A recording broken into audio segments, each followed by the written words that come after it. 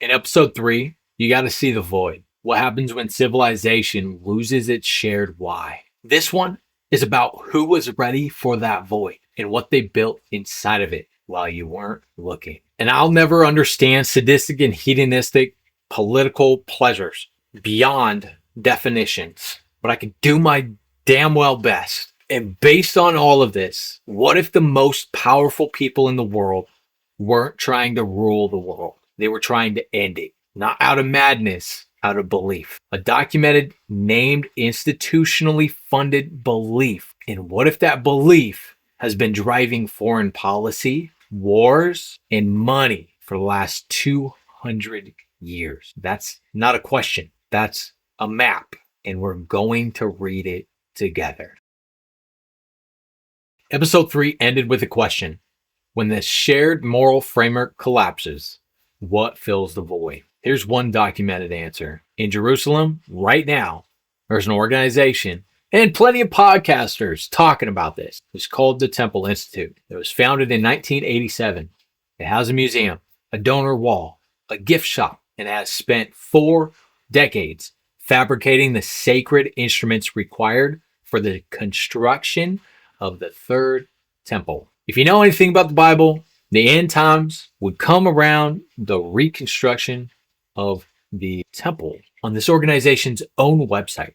In their own word, these vessels are described as fit and ready for use in the holy third temple. May it be built speedily and in our days. That's not a conspiracy fringe group. That's an institution with funding. They're public, with political allies, and with a timeline derived from Ezekiel chapters 38 and 39. Now, go back further. 1917. A letter is written by the British Foreign Secretary Arthur James Balfour to Baron Rothschild, committing the British government to establish a Jewish national homeland in Palestine. That document is held at Yale Law School's Avalon Project. You can read it today. Here's what connects them. Both documents, 1917 and 1987, are downstream of the same prophetic architecture. The belief that a specific sequence of geopolitical events must occur before a specific theological conclusion can be reached. That's not a conspiracy. That's cause and effect. When leaders believe in a prophetic timeline, it shapes their policies. Documented leaders, named decisions, verifiable outcomes. The question isn't whether the prophecy is real. The question is what happens when people with real resources and money believe that it is. That's all I'm saying. All of this is out there. You can pick up a Bible, you can go research it, or check the links down below and see what other people believe.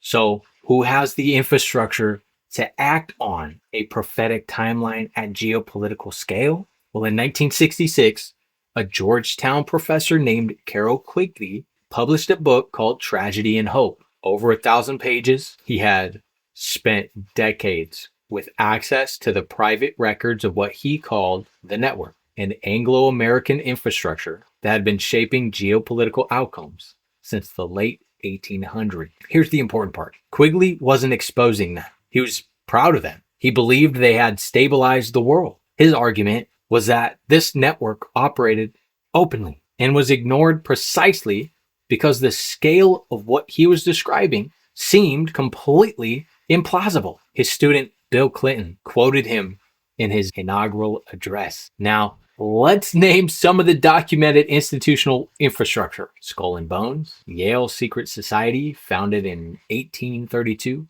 Members include George W. Bush, John Kerry. The Atlantic documented this in a rare inside access piece in 2000. That's not disputed. Bohemian Grove, 2,700-acre private retreat in Sonoma County, California. In March 2026, the Press Democrat published a leaked membership list from the 2023 gathering. G. William Domhoff, a sociologist at UC Santa Cruz, has published academic analysis of its function as an elite cohesion mechanism. These are not secret organizations. They're documented. The names are public. The mechanism, Quigley's mechanism, is that you don't need secrecy when what you're doing sounds completely implausible and crazy. That's the architecture.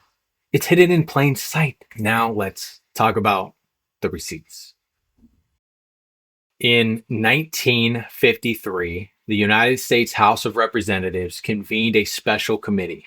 Its purpose to investigate what the Ford, Rockefeller, and Carnegie foundations were doing with their tax-exempt money. The committee's research director was a man named Norman Dodd. His testimony, which is in the full congressional record, included this: that the Carnegie Endowment's board minutes contained discussion of using war as a mechanism to reshape American society.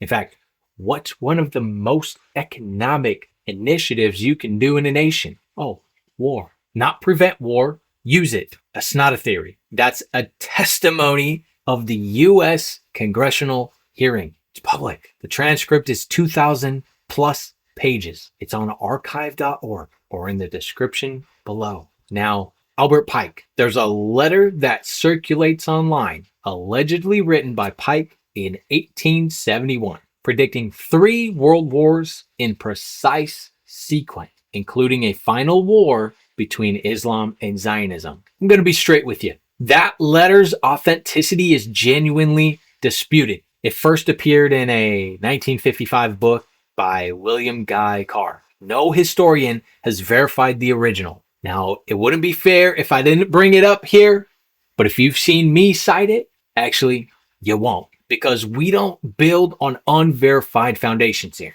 What is verified, what has a Library of Congress catalog number, is the book Pike actually wrote in 1871, Morals and Dogma, 800 plus pages, prepared for the Supreme Council of the 33rd degree. It's on archive.org as well. The book is real. Its influence is documented, and it tells you a great deal about the theological framework that shaped this network's worldview. The receipts are in the real documents. You don't need the disputed ones at all.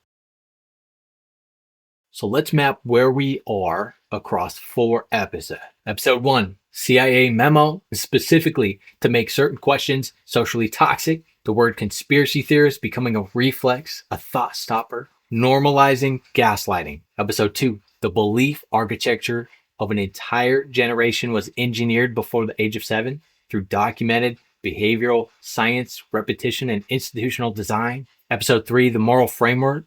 Nietzsche's warning, Gramsci's mechanism, was identified as the real control variable. When it collapsed, managed compliance moved in. Episode 4, here we are. The void that Nietzsche warned about wasn't left empty by accident. There's a documented network, named people, named institutions, named beliefs that had the infrastructure and the conviction to fill it. Here's Quigley's most important observation, and it's the one that changes how you see all of this. This network didn't believe it was doing anything wrong. It believed it was stabilizing civilization. It believed it had a prophetic mandate. That's more durable than any conspiracy. Conspiracies can be exposed, can be falsified. If they are based on no premise, they can be disputed. But conviction cannot be. You can't indict a belief system. Nietzsche's madman ran into the marketplace warning that the framework was collapsing.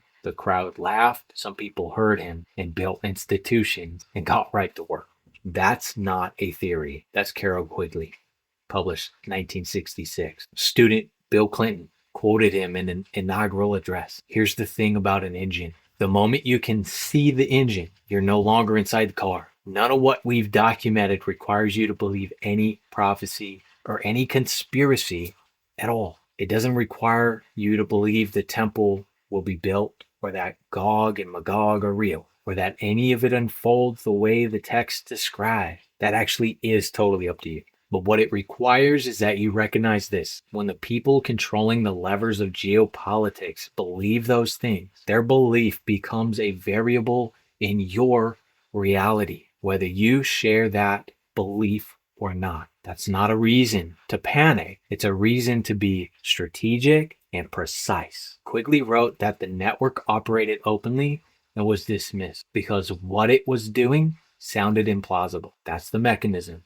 That's always been the mechanism. You watching this is the mechanism breaking. Episode 5 is about where your own values actually come from and why the architects of managed compliance were very specific about which sources of meaning they wanted you not to access. Drop a comment with the moment in this series where something clicked for you. That's how I know where to go deeper. And if you found this through episode 4, start back at episode 1. The sequence matters, and we're building on top of everything. The pattern only becomes visible when you see all of the layers together.